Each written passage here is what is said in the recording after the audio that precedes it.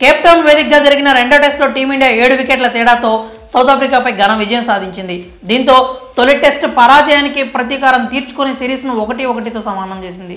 ఇక ఈ విజయంతో పలు రికార్డులను కైవసం చేసుకుంది టీమిండియా. జట్టుతో పాటుగా ఓ అరుదైన రికార్డును తన పేరిట సువర్ణాక్షరాలతో లెక్కించుకున్నాడు టీమిండియా కెప్టెన్ రోహిత్ శర్మ. ఈ మ్యాచ్లో అద్భుతమైన కెప్టెన్సీతో అదరగొట్టాడు హిట్ మ్యాన్. పరిస్థితులకు తగ్గట్లుగా నిర్ణయాలను తీసుకుంటూ టీంకు చిరస్మరణీయ విజయాన్ని అందించాడు. ఈ క్రమంలోనే ఆ ఘనత సాధించిన ఏకైక కెప్టెన్గా చరిత్ర సృష్టించాడు రోహిత్ శర్మ. రోహిత్ శర్మ సౌత్ ఆఫ్రికా చేతిలో తొలి టెస్ట్ మ్యాచ్ ఓటమి నుంచి గుణపాఠాలు నేర్చుకున్నాడు. ఆ మ్యాచ్లో చేసిన తప్పులను రెండో టెస్టులో పునరావృతం కాకుండా చూసుకున్నాడు. అద్భుతమైన కెప్టెన్సీతో జట్టుకు తిరుగులేని విజయాలను అందించాడు.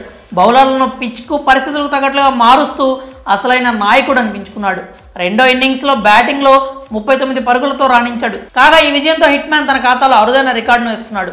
ఇంతకీ ఆ రికార్డు ఏంటంటే కేప్ టౌన్ వేదికలో ఇప్పటి వరకు ఏ ఒక్క ఆసియా జట్టు కెప్టెన్ కూడా టెస్ట్ మ్యాచ్ గెలవలేదు. తాజాగా ఈ విజయంతో ఈ రికార్డు సాధించిన ఏకైక సారథిగా రోహిత్ నిలిచాడు. అదీకాక సౌత్ ఆఫ్రికా గడ్డపై టెస్ట్ సిరీస్ను డ్రాగా ముగించుకున్న రెండో కెప్టెన్గా మరో ఘనతకెక్కాడు. రోహిత్ కంటే ముందు టీమిండియా మాజీ captain mister cool Mahendra Singh Dhoni safari గడ్డపై టెస్ట్ సిరీస్ను డ్రాగా ముగించుకున్నాడు. ఇక మ్యాచ్ విషయానికి వస్తే సౌత్ ఆఫ్రికా తొలి ఇన్నింగ్స్లో 55 పరుగులు, రెండో ఇన్నింగ్స్లో 176 పరుగులు చేయగా భారత్ తొలి ఇన్నింగ్స్లో 153, రెండో ఇన్నింగ్స్లో 80 పరుగులతో 7 వికెట్ల తేడాతో విజయం సాధించింది. మరి ఈ ఘనత సాధించి ఏకైక ఆసియా కెప్టెన్గా నిలిచిన రోహిత్ శర్మపై మీ అభిప్రాయాలు ఏంటో కామెంట్స్ రూపంలో తెలియజేయండి.